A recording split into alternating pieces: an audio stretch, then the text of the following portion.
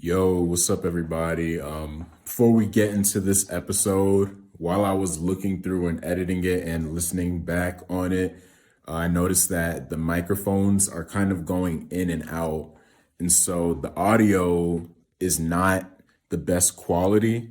So I apologize on that, but I just wanted to let y'all know for whoever's listening on the front end, just so y'all don't go through the episode and get annoyed by it. And y'all may still get annoyed by it. But yeah, I apologize for that. I hope the conversation can kind of overshadow the issues that the microphones were having and the audio had. And y'all can take something away from it and, just enjoy it and continue to support. So I just wanted to give that warning before y'all get into this episode. But again, I appreciate y'all, everybody who's tuning in. Thank y'all for all the support. And I'm not going to keep wasting y'all's time. So I hope y'all enjoy the episode. And yeah, peace.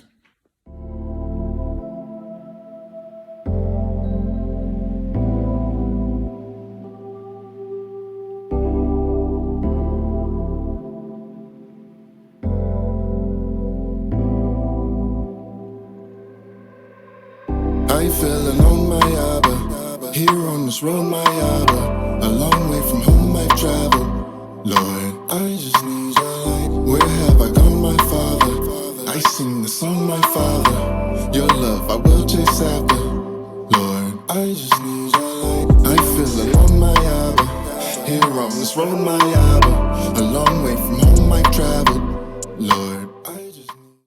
What's up, everybody? Welcome to the You Are Story podcast. I am your host, Gabriel Hoff Jr., presented by The Reclassified. I'm so blessed to be here with y'all again. Thank y'all for all of the support. We recently hit 300 subscribers on the YouTube. God bless. Thank y'all for that. Every single one of y'all who has taken that leap to subscribe, it is greatly appreciated. Watch after this episode goes out, one person unsubscribes, and it's back at $2.99, and I have to cut this out, or it's just going to be the most awkward thing of all time. Could definitely see that happening, but it is what it is. But yeah, I'm not even going to waste any time. I got a special guest here for y'all today. This is another familiar face, just like the episode a couple weeks ago with Jacob. I got another familiar face here for y'all, a subscriber favorite. This is a guy who I've known for a while now. I met him in college in this group called M28. If y'all know, or if y'all have seen other episodes, y'all know how much I talk about M28. But I met him there, and ever since we met and went on the retreat together to Anthem and everything, we've grown a lot closer. And now, we're like brothers. It's like a brotherhood that we have. He's always there for advice, and yeah, there's really not much to be said. It's just he knows who he is in my life. So without further ado, I present to y'all my friend, my brother, Bao. How you doing, man? What's up, man? Doing well. Doing real well. I don't know, that sound like you're a little tired, man. What's the deal, man? I've been working a lot and with the work fire department last night, and we got a couple calls last night. So and then time change, and so my brain is like, what's going on? Oh yeah. They need to cancel that daylight savings, bro. Cause I'm not gonna lie, I was up late too. I was up at till 2 something. Then I looked at the clock and I was like, it's 3:14. And I was like, is it time travel or what just happened? And then I was like, oh, daylight savings. Yeah. And then it made me mad. Because I was just thinking, bro, why do they even do this? Why can't we just have normal time? And I never really understood it, man. But yeah, it just made me mad, bro. United States is special. We don't use metric. We use standard. Yeah. And we use and we like to change times. We like to change that every hour, every 6 months. We love it, but Yeah. I mean, hey, I enjoy the later sunlight, right? At 7 p.m. and it's still right out. I think I enjoy that, but man, yeah, I don't know. You can ask POTUS. You can ask Joe Biden. see what he say, but I mean, they did have a talk about having that change, like take it out in I think 2030 or 2025, something like that. Yeah. So it's in the making. We'll see what happens. I hope it take it out. I really enjoy my sleep because I don't get that much sleep lately. But yeah, I don't know. I don't know. Yeah. Yeah, I feel you, man. But speaking on that, with that, you're a very busy man. You're always on the move, always, involved with something. And it can get I know it can get stressful at times, especially no matter how organized or how scheduled you may be, the fact that it's like one thing after the other. Does it get stressful sometimes? Or I guess my question to you is, do you find peace in the busyness, or is there a sense of, man, I would just like some rest or some peace right now, just to not really focus on anything, and so I can just rest and relax my mind? So I mean, yeah, work multiple jobs and school and get really busy at a time. So when I am not busy, I feel behind. I don't know. Does that make any sense? Yeah, it does. It does. It's like I gotta keep going, maybe going 100 mile an hour or twice as much, right? But when I sleep at night, I feel peace. Like when I lay down in my bed, I feel accomplished for the day. Um, and that's a lot of I in that sentence, right? So I mean, like I said before to you, it's like if you want to go fast, you can go by yourself, but if you want to go farther, you go with everybody. So the lesson that I've been learning a lot lately, which is having community and having that team that always support you, will help you go farther away. I do have a lot going on in my life, and that's just like period of time, right? The period of time where you gonna be super easy. Like I don't know, last semester for me was like breeze. I mean, there was like time where like I freaked out because I missed an assignment or something, Yeah. or I my job, like I have to get some stuff done for my job. But at the end of the day, it was just like it was just a period of time, and maybe right now, especially now, I'll have a lot going on, but if, I'm sure like eventually it's gonna get easier, and your mindset change, right? I think God doesn't give you something that you cannot handle, right? So like right now, like I'm handling a lot, but like eventually, like that would get easier. Not because it get less. It's actually because you are used to it. Mm-hmm. The fact that you're getting used to it, and the fact that like you can handle more, and God will give you more. And if he see that you can't handle more, like if this was like my limit, he'd be like, nah, you gotta take that back. Yeah, yeah. You gotta rough him back. Yeah. Right. So that's how I see it. It's like like knowing that like he always helped me and he always have his hands on me. It's like, hey, like I'm gonna pull him back or I'm gonna push him forward from time to time. Yeah. Yeah. I get that, man. And you're speaking my language right now, man, because there's a sense of, and the reason I asked that question is because for me personally, I find peace a lot when I find the most peace actually when I'm kind of isolated, because I really enjoy studying.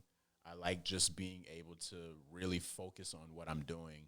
And even if it may seem like it's a lot of work or it may feel like I'm busy, I find peace in the fact that this is going to pay off in the future. All this kind of sacrificing some of the things that you're turning away from to focus on, your goals, or focus on just some things that you feel God has placed in your hands to steward. I think there's there's peace in that. So that's why I asked that question, man.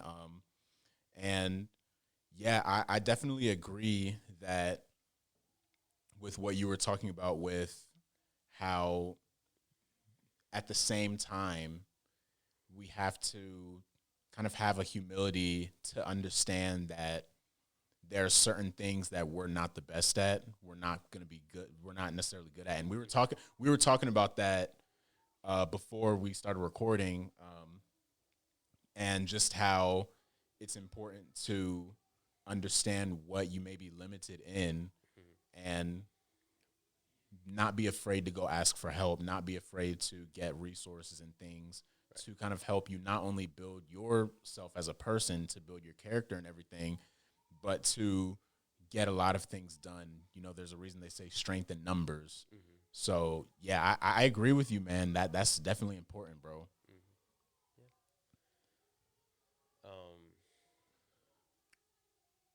Dang, I forgot what I was saying.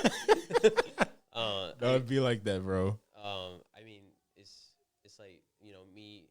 I'm an engineer, right? Well, in the making, I guess.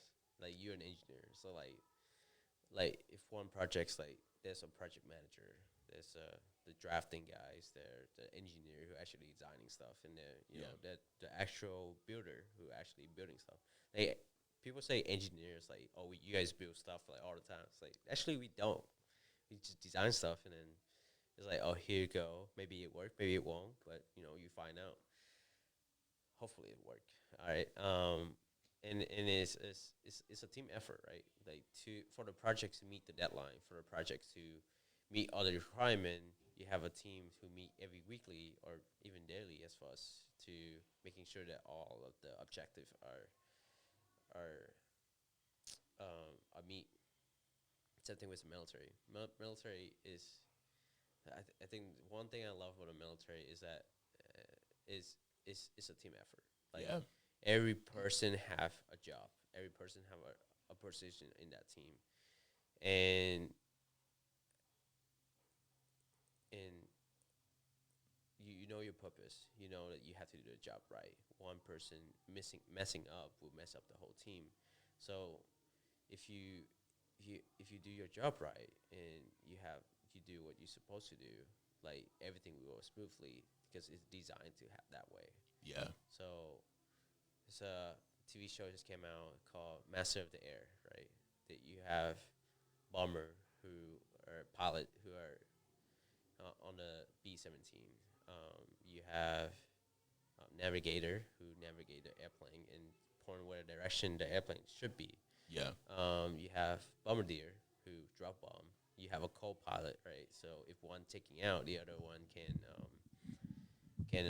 actually take care of the pilot. And then you have gunner who protecting the plane. So you have 10 people total on that plane, and everybody have a job that making sure that the mission will make it possible.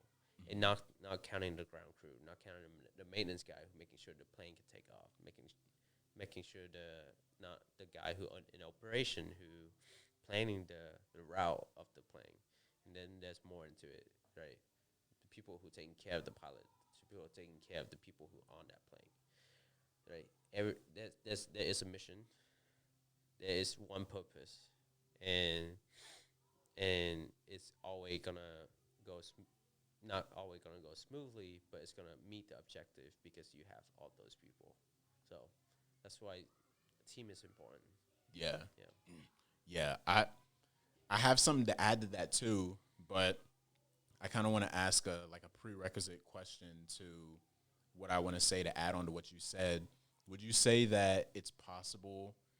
Well, it obviously is possible, but would you say that there's a lot of I don't want to get you in trouble, man. What? Would you say that there's a lot of selfish people in the military? Oh, I mean, that won't get me in trouble. Sure. I mean, right, there's bad leader and there's good leader, right? Yeah. Everywhere you go. When to the enlisted rank or to, we have to send people outside to send people inside, right? You have bad people and you have good people. And the military doesn't weed out like, oh, hey, you are bad, we're not going to take you. We're going to see, oh, you have asthma? No, you're not going.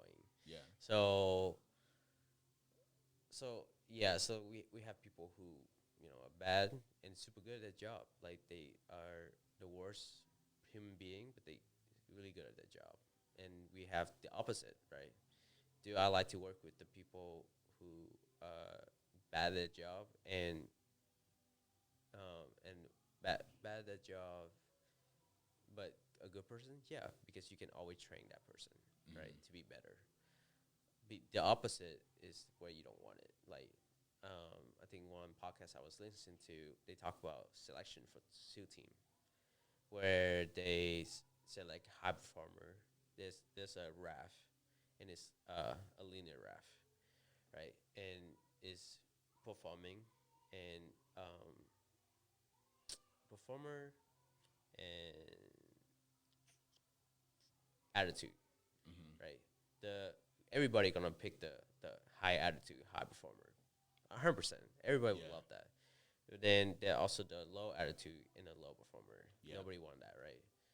But they also not everybody's on that line. There's performer, good high performer, low attitude. They don't want that, and there is the low performer, uh, high attitude. Yeah. And those guys will always be trainable. Yeah. That's why they pick them. And so SEAL team is, you go to a brutal training, where you have to endure, I don't know, physical and mental. And the reason why they pick those guys is because they trainable. They can meet the objective. So, yes, there are people in the military who suck and who and who are very selfish. But you meet those people once in a while. You meet those people who like love their job and love brotherhood. And not even that, I have friends who are female who really good at their job and really good friends and really good airmen, and they really good soldier, and they we still talk even though we haven't seen each other for years apart. So Yeah. Yeah. And first off, if y'all hear like noise in the background, I apologize for that. One of the other church ministries is meeting and having service right now, so I don't know if it's going to catch on the mics, but if it is, apologize for that. But yeah, back to what I was saying. The reason I ask that is because it made me think about, and you talking about kind of the brotherhood and teamwork, and everybody having different positions that can work ultimately to accomplish one mission. It reminds me back to the first episode that we did, which was called Soldier for Christ. If y'all haven't checked that episode out, make sure y'all go check it out. It was my guy Bao, and it was a really good one, so make sure you go check that one out. But I think that the reason I asked that is because I didn't want to make a statement or an assumption that was false, because I don't have any context of the military like you do. right. And so that's why I was asking, is there anybody who is selfish and stuff like that? Which there's always selfish people in any field that you're in. Right. But I didn't know if it was like a prevalent thing or not. But yeah, the reason I asked that is because I think that the military is a really good picture of the body of Christ, because everybody has their functions. There's those who are in the Army. There are those who are in the Air. I don't know if I'm probably going to say it wrong, but you have the Air Force, the Marines, Navy, and all of the other branches. Yeah. But ultimately, everybody is doing their part, whether big, whether small, whether left, whether right, whether high, whether low, to accomplish one mission. And so I think that the military is a really good picture of how the body of Christ should be. There's some who are going to be, the preachers. There's some who may kind of work behind the scenes. There's some who are maybe a little bit more in the community and, outreach and different things. But ultimately, we're all working for God's kingdom. And so, yeah, going back to what we were originally talking about as well, just kind of having a trust for people and bringing people in who may be more, I can't think of the word, but, are less ignorant at something than you may be. Like, with this podcast, for example, I'm not the best editor in the world. Y'all don't see all of these special effects on the videos. It's just intro, podcast episode, outro with a couple of things that pop up, like the reclassified pops up, and some of the other things that go in there. But I know that there's someone out there who is a better editor, of course, than I am, who knows all of the tricks and candies. Even this camera setup, this beautiful camera setup that y'all see, Bao kind of helped me out with all of that. So, yeah, it definitely makes sense, man. And it's definitely something that's essential for anybody to try and have people around you that have different skills. It can help you improve. And I don't mean to ramble on, man, but even just personal growth, not just growth based on like a mission perspective, but personal growth. Something I heard was one of the easiest ways to stagnation is to surround yourself with people who are exactly like you. We're not in the sense where you don't want to talk to anybody, not in the sense where you're just choosing not to talk to anybody who's like you. But what I mean by that is, you're just refusing or neglecting to hang out with people that are different than you because it may be uncomfortable. It may feel like you're out of place or of sorts. But when you build relationships with people who are from different backgrounds, who are from different places than you, who have different experiences and everything like that, I think that's honestly kind of even a cheat code to grow in knowledge in life and to just improve overall as a person. So yeah, that all definitely adds into it and makes sense, especially when you can have a brotherhood with people who are like-minded but just come from different walks of life. So I think that's important, man.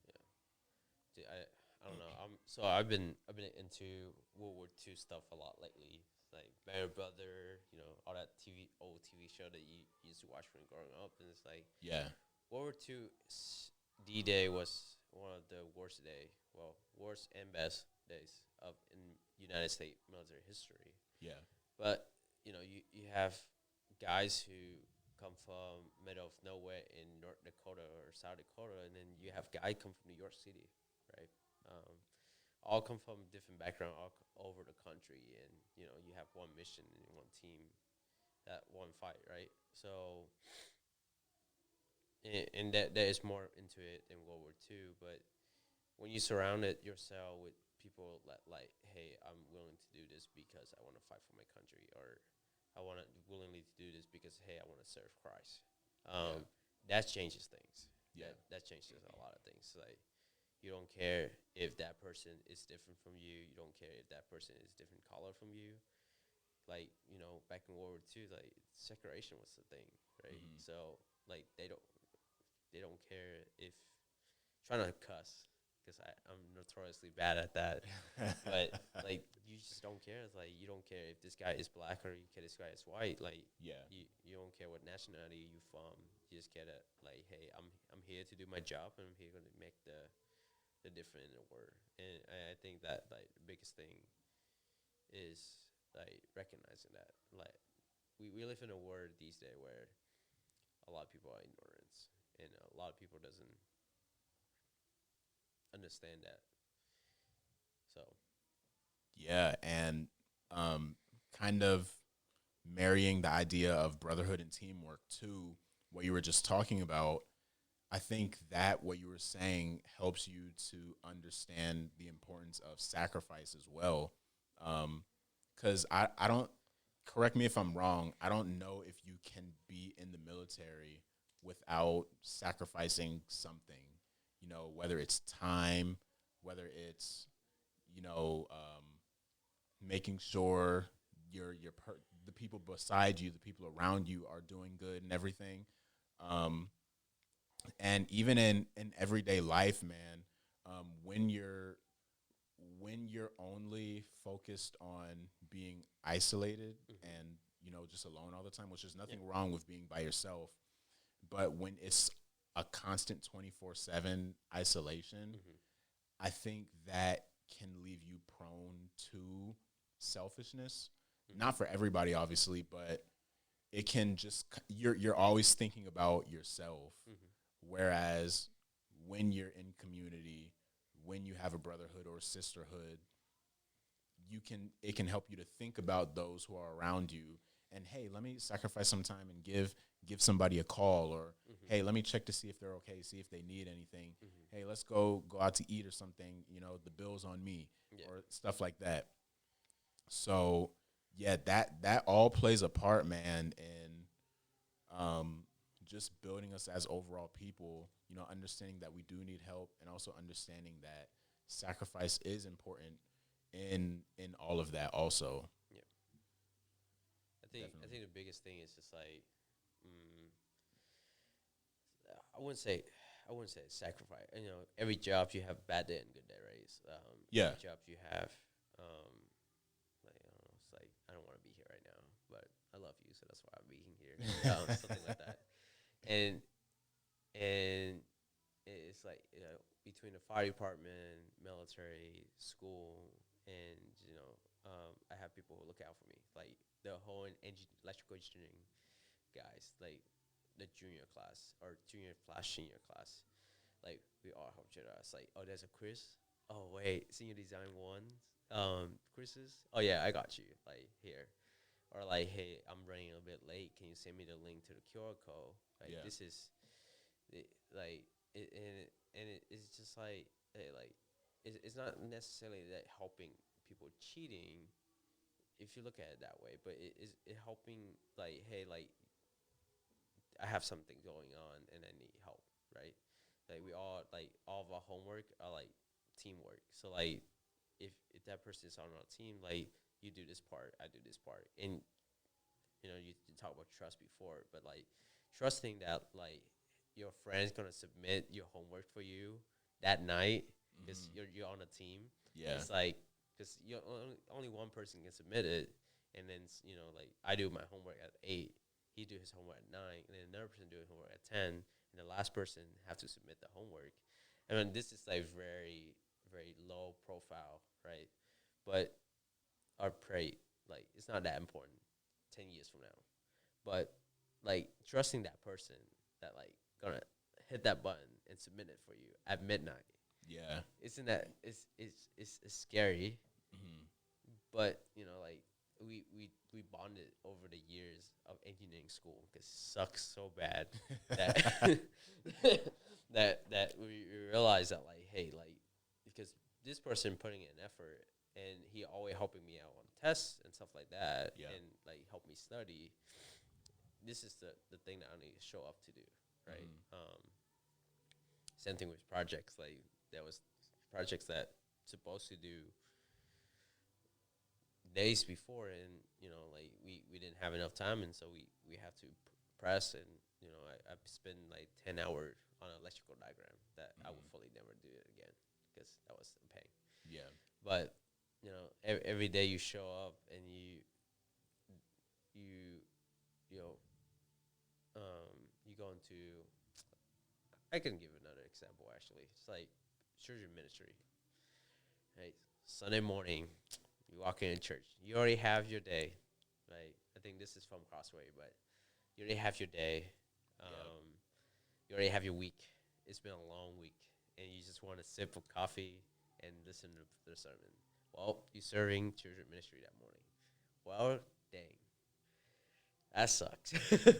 See all those children, high energy, and you're like, I don't have that right now. Yeah. And then being able to, like, hey, God, like, give me peace, give me the energy, and be able to match their energy, or, well, maybe slow them down for me so that I can actually keep up with what's going on. Part of it is service, right? Part of it is like, hey, change your mindset. Instead of having a victim mindset, you have, I get to do this. Yeah. I wake up every day to be able to do this. Yeah. Right. The reason why I can keep going is because of that. It's like, God give me this life for a reason. Sometimes it's coincidence. Sometimes it's not. But there's always, I saw this post on Instagram. it's like there's things that happen for a reason. Sometimes it is what the fuck, but like he really give it for a reason. And you have to make use the best time of it. Yeah. You can't just waste it. Yeah. It's life is short. Yeah. And that takes what you were talking about, trust. A lot of people, they say that trust is built, which is going to lead me to another question I'm curious to get your thoughts about the idea of trust. But yeah, a lot, trust is built, and it would be strange of us to ever even question God or to say something like we need to build our trust for God, because I was reading this, I'm reading this book right now, and I forget what the exact verbiage was of what it said, but I think it was saying something like it used an example of like a piece of seaweed or something that's attached to a rock, and one of the seaweed, or there's like two pieces. Okay, I'll just create the example because I don't remember exactly what it was, but let's say there's two people. One of them's holding on to a rope that people on the shore are holding. Yeah.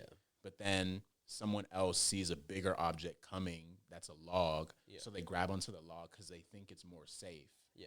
And then the person who grabbed onto the log goes and falls off the waterfall and, falls, whereas the person who's holding onto the rope, even though it was stronger and thinner and a little more fragile, they're attached to the shore. The other person let go of their attachment to the shore, and they ended up falling.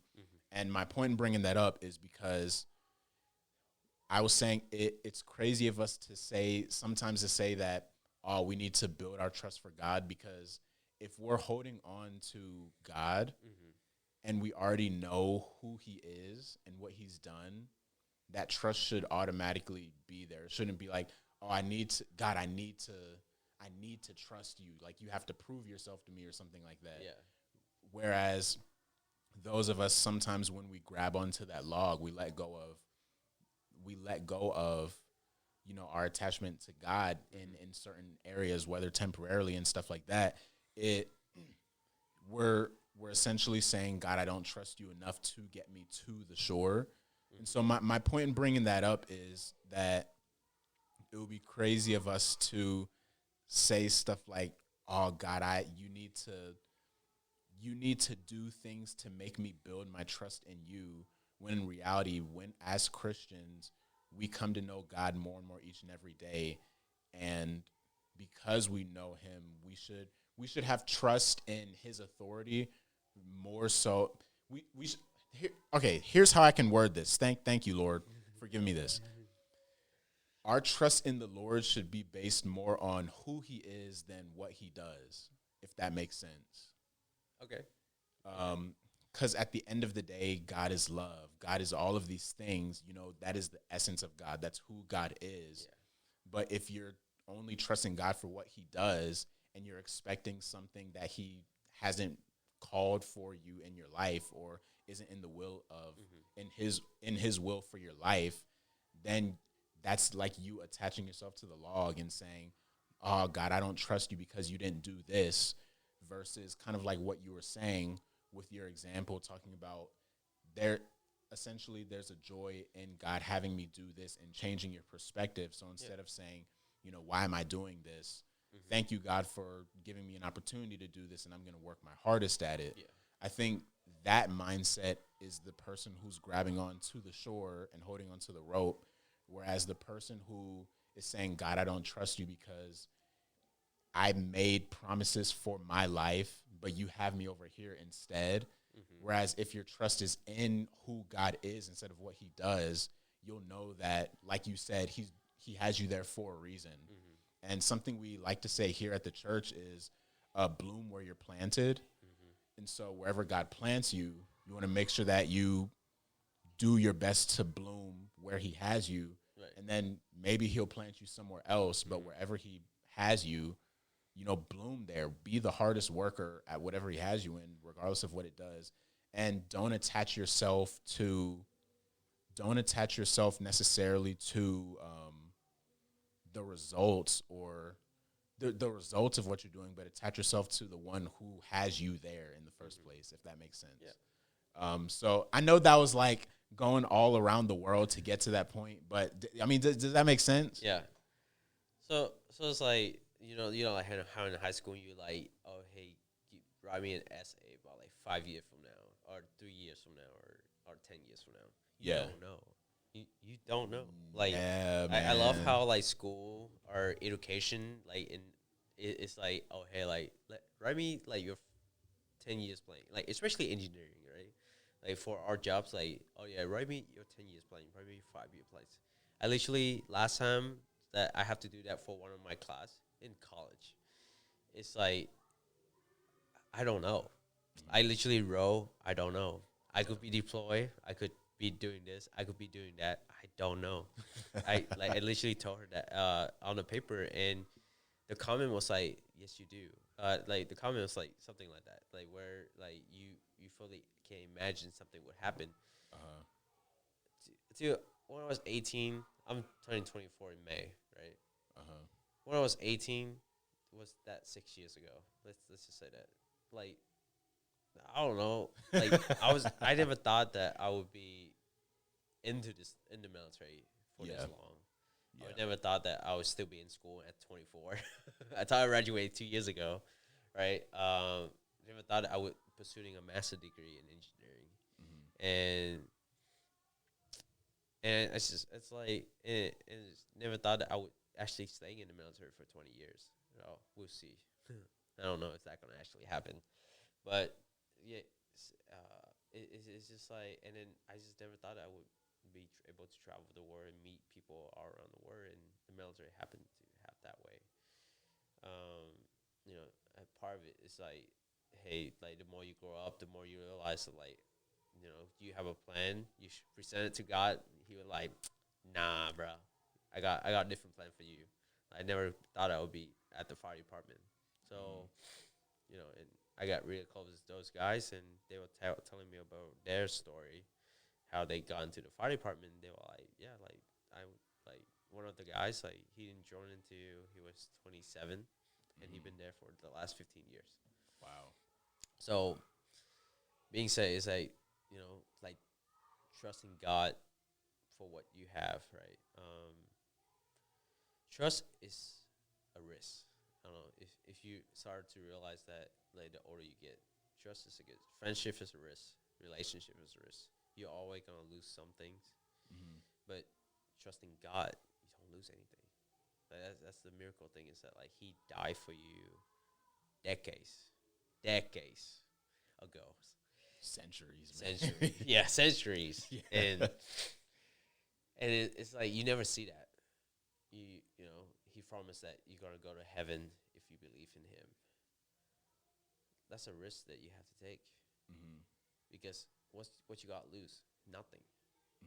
But relationship, you lose everything. Down in this earth, if you trust something, that's a very negative mindset, but it's true. Like you when you trust someone, you making that risk. But when you trusting Jesus, like that's nothing. You can tomorrow you can not trust Jesus and you not believe in Him.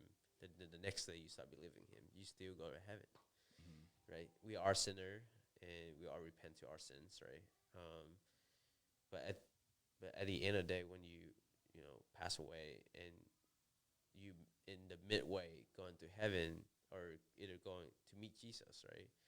And in that midway, you decided that, hey, I believe in you, and He will forgive you, and there's no risk. Yeah. That's like one of the things I just realized, like just now. It's like there's no risk. Trusting Him have no risk. Yeah. That's like a big miracle. It's like, yeah, like you have nothing to lose by trusting Him. Yeah. And bro, it was crazy that you said that.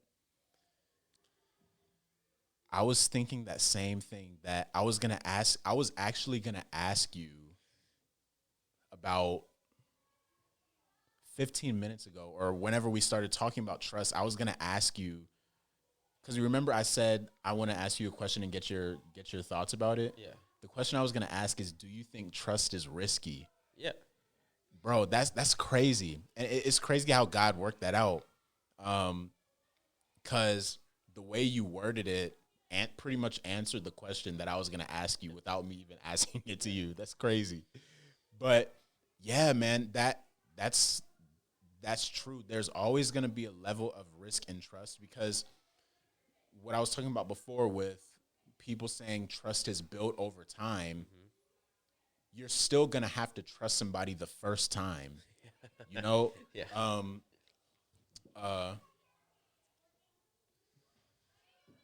You know, like a bank, for example. I don't know who the CEO of Wells Fargo. I don't even want to say which bank I'm at. Whatever. I don't. Let's say I'm with Wells Fargo. Yeah. I don't know who the CEO of Wells Fargo is, or even investing. Yeah. I don't know. Yeah. I don't know what is gonna happen when I put my money into this company, Yeah. because it could go bankrupt in a day, Yep. or it could shoot up. You know, Great Depression. I think there was another stock crisis or company crisis in the 21st century too. Yep. But you're trusting this company with your money and hoping that it grows, but there's always going to be a sense of risk, even with people who you've built trust with over time, and you know everything about them. There's still going to be a level of trust, because let's say, what if y'all are in a situation where it's a life and death situation? You know, can you trust this person to stick with you? You know, you never really 100% know that answer. You may have a good idea. Like, I know I'm 99.99% sure that if someone were to burst in this room right now, you wouldn't push me and like hold me in front of you like a shield. Oh, you don't know that. I'm just kidding. Yeah. No, I'm sure. I'm more than sure that you would go like side by side with me, and we would try to figure the situation out. Yeah. But yeah, bro, there's always going to be a certain level of risk with trust. But when it comes to God, there's just something about him where when you get to know him, when you're living for him, when you surround yourself with people who believe in him as well, it's just this feeling that you have where you're at peace when you trust him, because you know he's going to deliver regardless. Yeah. You don't know if people are going to deliver or stick true to what they say, but you know that God is going to. I know people use this example a lot, but with Joseph, right? God didn't come out and tell Joseph, or God gave Joseph the dream where his brothers were going to be bowing down to him. Yeah. And it was like his brothers bowing down to him and stuff like that, and he was in a position of leadership, but God didn't reveal to him the path and the journey that he would go on to get there. Yeah. It took him getting thrown into the pit by his brothers. Yeah. Him getting sold as a slave to Egypt. Yeah. Him being in prison for many years. I forget the exact years, how many years he was in prison. I think it was 13 years maybe. Yeah. I could be wrong. And then, deciphering the dream and then getting in a position of leadership. Then Potiphar's wife trying to seduce him, and he's running away. Now he's accused for something he didn't do, and everything. But if God had revealed that journey and that path to him, he may have looked at it and been like, I don't know about this, Lord. I don't know about that. Maybe he would have still gone through, but I think there's beauty and a level of peace that you have trusting God, because you know that whatever path he may take you, whether it's abundant, whether it's low, whether it's high, whether it's low, anything like that, no matter what, you'll know that he's going to get you to where he's called you to be. Because like you were saying, because of Jesus' life, death, and resurrection, everyone who believes on his name shall be saved. Romans 10:13, for whosoever shall call upon my name shall be saved. So we know that believing in him is going to get us to heaven, We just don't know the journey that we're going to take in our lives that is going to get that, what that's going to look like. So I think there's a joy and a peace in that, knowing the destination, but not necessarily knowing the path, because I feel like if a lot of us knew the path, then a lot of people would choose not to walk on it, therefore forfeiting the ultimate gift of sacrifice or salvation that Jesus is offering us as believers. So bro, it's crazy how that all, you know what I mean? Yeah. I just read your mind, man. I saw that. I saw it through you. I'm just kidding. So the man who enjoyed the journey will walk farther than the man who enjoyed the destination. I don't know where I got that. I think I've been into running a lot lately too. Yeah. So I've been consuming a lot of my time running, and it's like that destination where like, oh hey, today I have to run 7 mile, and I want to hit 7, right? The last mile is always the worst mile. Ooh, yeah. I don't know why it is. It's like, oh, my leg is giving out. I don't long distance, and and I know people who run like 100 miles per weeks. But it's just like my journey now is 7 mile, and I just have to endure that 7 mile. I get to endure that 7 mile. Yeah, man. And it's not like it's like, I don't know. I put running into suffering or connection with God, and it's like that's my peace time. I know not a lot of people like to exercise, but with the job that I have, and I have to exercise. And how do I do that?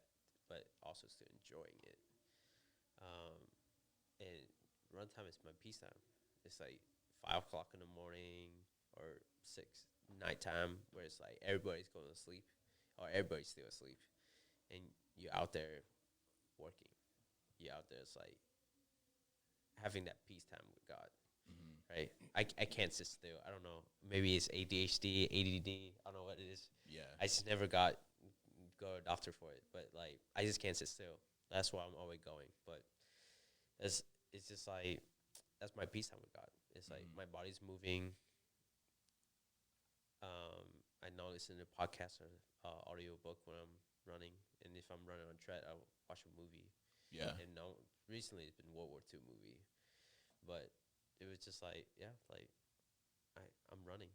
I'm just moving my body, and and my mind is like having one piece with God, and trying to put that in perspective. It's like, if God really show you the journey of where you have been. Like, here's the thing, Gabe. Like, I met you in college. You were pretty quiet. You're like very introverted. There's no way that I thought that would be sitting right next to you doing a podcast. Yeah. Like, what? Like, are you speaking in front of people? Yeah. Right? Like, Gabe is very quiet in college. So there is. I was like, if you ask about a 21-year-old Bao, it's like, hey, would Gabe be a podcaster? No, I would absolutely answer no. But because God have put you in this position, right? God have won you to be in this position, and and having a podcast, like you don't. It's 20 years old. Gabe would like be like, hey, I'm reaching today, to like in front of N20 last year. That was big. Yeah. Right. So it's crazy, man. yeah. So the men who enjoy the journey will go farther than the men who enjoy the destination. Yeah. That's profound right there, bro. That's definitely a clip for sure. You're gonna see that once this episode goes out. I'm gonna make sure that's one of them. Yeah, bro. And like what you were saying, man, there was a point that it hit me that being involved heavily in ministry was inevitable. One of the pastors here, me and him are very similar. We're both, a little more quiet, kind of introverted a little bit. But we've both broken out of our shell a lot more as the time has gone on. But he preached a message on, and this was right before he became ordained. He preached a message on Jonah and how Jonah was running away from the call that God placed on his life. And, eventually it's just hit a point where it's inevitable. Like, this is all roads are going to lead here. There's no distance that I can run that God isn't going to grab me and say, hey, let's say you're facing God and you run away from him, get on a plane, fly to Australia. God's going to be waiting for you at the terminal when you get off the plane. He's going to be waiting there waving at you like, hey, what's up, buddy? Hey, how are you doing? So you ready to do what I told you to do? And it was a great message, man, because since it was like right before he was getting ordained, it was kind of like the culmination of his entire journey that brought him to that point, and how he spent a lot of his time kind of running from that call. But eventually, it's like the goodness of God eventually outweighs the fear that you may have for what he's called you to do. And it was kind of the same thing with me back when I was even in, late high school, early college. People always used to ask me, when are you preaching? When are you going to preach? Or do you want to lead this class? Do you want to lead this group? And I always used to say, nah, I'm good. I don't feel like that. I always used to tell people, I just don't feel called to preach. That's just, I'm quiet. I don't have a communication ability at all. I just don't talk to people. And then I think along the way, I began, like you were saying, I began to fall in love with the journey, meeting people like you, getting involved with M28, getting opportunities to welcome in the church, meeting people, seeing the fruits of the labor of, God's servants and everything like that. And eventually I fell in love with the journey so much to the point where the destination wasn't really like a curse anymore. It was a gift. And so I can look back on all of that and say, man, God was really guiding me to that point. And so that's great that you said that, man, because I think it can really help a lot of people, because a lot of people may feel that God has called them to do something. And let's say, because me, it was something that I was afraid of. Let's say it's something like Joseph, where God says, oh, you're going to be the second in command in Egypt, or practically 21st century, you're going to be the CEO of a company or something like that. Somebody could fall way too in love with that destination that every single step of the way, that there's an impatience that grows within them to where every single step of the way, and the small things that prepare you and equip you to be that person that God has called you to be, you could begin to curse those moments and say, oh, God, why and not take them seriously. Now, let's say you eventually get to that point, it's going to be a quick fall because you didn't take the time to really grow in character. And something I don't mean to ramble on, man, but something I heard somebody say was and I actually preached a little bit on this in my last message last week, where somebody on another podcast, they said, at this point in my life, I want the character for what I want more than the actual thing that I want. And so, in other words, they want the growth from the process of getting to something more than that actual something. For me, example, we've had conversation all the time. I have a desire to be married one day. I think everybody does. But I don't want to be so focused on that to where I'm not stewarding this time that I'm single and preparing myself and allowing God to prepare me. Because if I don't, let's say I get to that point, now I'm having a struggling marriage, and there's going to be struggles in marriage, but there's not going to be that foundation that was stewarded well while I was single. You know what I mean? Yeah. I mean, if we end up to go and talk to this topic, man, I mean, you know me, so you know my relationship would look like, and it wasn't. It's always up and down. It's never like really steady, right? Yeah. But I don't know. I have one mentor who tell me this is like you will only be single once in your life, right? Singleness is like you only be single. Like dating is technically is single until you marry. It's like okay, so you two people, but like you only be single once in your life, and how you spend that time is what matters. Because now you like, let's say you want to hang out and go to the mountain with a boy for a couple days. You don't have to go and ask someone, say, "Hey, babe, like, can I go?" You just like, just go, like, Yeah, right, like even for sure. right, like, or like, you don't have to share your plan with anyone. Like, you can just do it. Just go and do it. Yeah. Right. You don't have to like talk to them like, hey, like like I need to do this. Yeah. Like you, yeah. It's like you just get up and do it. And I think it's like in your 20, especially in your 20, is growing in Christ. Singleness is like one of the best things that you can do. Yeah. It's because it's you're learning about yourself. You're learning a lot about yourself in your 20, and you identify who you are with Christ, who you are, and I don't know, like you would not have the time to do it. Like if God tell you like, hey, I want you to do this, you just go up and do it. You don't have to. You don't have to ask your wife.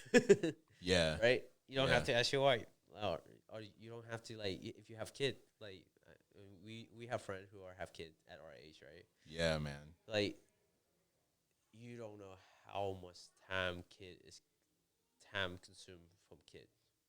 They are way too much time consuming, but they are a blessing, right? Having kids is one of the best blessing in life, but they very time consuming. Yeah. So And I hear what you're saying too, man. And not to say that for anybody who's listening, this isn't to say that marriage is a bad thing. You know, that I think that is something that most, if not all, believers or just people in general desire is marriage and to be in relationship. But I think as many people that have a desire to be in a relationship, there's almost, if not the same amount of people who are kind of discontent in being single. Yeah. But those reasons that you were saying, I mean, it obviously it's nice not having to ask for permission to go hang out in the mountains with the boys. And obviously there's boundaries that you have. Like there are some places that it wouldn't be wise for you to go at being in a relationship or being married. Yeah. But it definitely has its benefits being single that I think a lot of people kind of neglect because there's so much focus and desire for marriage. Right. And it reminded me of this passage. And we actually talked about this a little bit on the podcast, the episode I did with Jacob as well. But we know that Paul was a single man. And this is from 1 Corinthians 7. He says, now as a concession, and this is him speaking on marriage. He says, now as a concession, not a command. So he's not saying this is a command. He's just saying this is just kind of what I'm this is just my thoughts on this. Yeah. He says, I say this, I wish that all were as myself am. So I wish that all were single like me. But each has his own gift from God, one of one kind and one of another. To the unmarried and the widows, I say that it is good for them to remain single as I am. But if they cannot exercise self-control, they should marry, for it is better to marry than to burn with passion. Yep. So Paul essentially, he's saying like he has a God-given gift to be content as a single man, and he doesn't have a burning passion for, like sexual relations, Yeah. to be married, because that's not a desirable way to live, to just constantly be burning with a passion to be married. That's taken away from your other responsibilities or just your well-being or peace. But on the other hand, he's saying, this isn't a command. Some people are gifted with just being able to be content, being single, because Paul was a man who was all about business, all about ministry and all of that. Yeah. If Paul was married, there may have been some things that he probably wouldn't have been able to do. Right. But I don't know Paul. He probably would have gone anyways, Right. But even a lot of people don't know, even Peter was married. The Bible mentions, about Peter having a wife, yet he accepted the call to go follow Jesus for 3 years. Yeah. So, and for the rest of his life. Yeah. So it does have its benefits being single, in the fact that there's just more time to just be on mission for Christ. And not saying that you're not on mission for Christ as a couple, but I think if more people can focus on being on mission for Christ while they're single, instead of feeling like I can't be on mission for Christ until I'm married, I think that's when we'll start to see more contentment among single people, especially single Christian people. Yeah. You know what I mean? So yeah, that I thought that passage was good, man. Yeah. For that. I think being single is like, I don't know, you have so much time in you where you have the energy. Yeah. You have this distraction, but you don't have that many distraction. And you can focus on that one thing, that like whatever that God have given it to you. Yeah. And it's literally just like, like you can just get up and do it. Like you don't have to worry about anything. Like like, hey, call me to do this today, or call me to do this. I think that's the best way for me, and I'm gonna do it, right?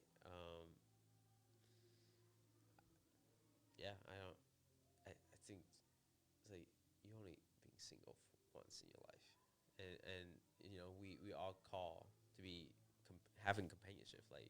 Yeah. Like, man, 21 years ago, I was like, yeah, I want to get married by 25. I don't know about that. I really don't know about that. I have a path where, I already told you last time, right? I want to go special forces in the Air Force. And to be able to do that and be able to have a marriage is very hard. Marriage is not about finding the right person. It's about being the right person for that person. Maybe. Yeah. Right? Yeah. So, like, this is going to be the opposite, but, like, I have to find someone who would be okay with that. Like, I have to find someone who would be like, hey, this is my job. This is what I want to do. And I have to find someone who has to be okay with that. I have to find someone who's like, oh, yeah, I have a 6-month deployment coming up. Like, she had to be self-sufficient, right? As much as I feel bad for it, like, and I do, my current job is the same way. It's like I'm deploying next year, and like if I end up dating somebody between now and then, it's like that's gonna be the first thing that come off on the question list of first day or second day. It's like, hey, so I'm deploying. It's like, are you okay with that? Right? And it is different for everybody. My red flag is military. I think I have this talk with Brooke Hoffman, and it's like, yeah, like it's something I love. It's something God called me to do. Yeah. And I would be in it forever if I can. So if that person doesn't line up with what I have, like, I don't want to waste that person's time, right? So I want to make the best of my time. Yeah. By doing training, do what I can now, so that would set myself for success later on. Yeah. And it's like you're 20, you have so much energy. I don't know, like, can you imagine doing the same stuff that we're doing now when you in your 40 and 50s? Like, that's no way.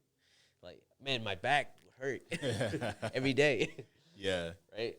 Or you mentioned like being 70 and regretting your life, right? Yeah.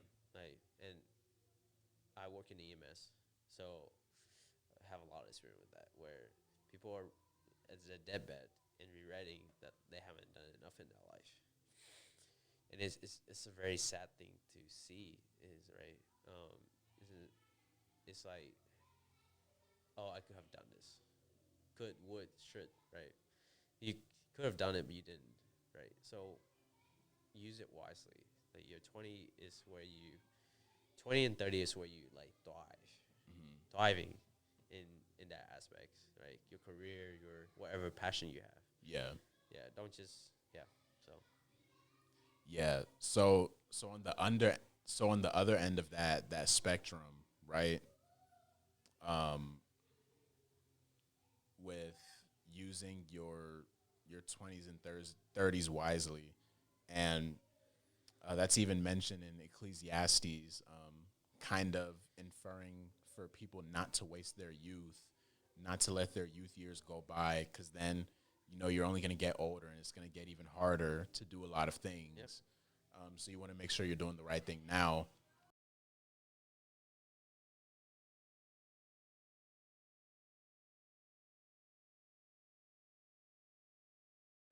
I feel alone, my Abba. Here on this road, my Abba. A long way from home I've traveled. Lord, I just need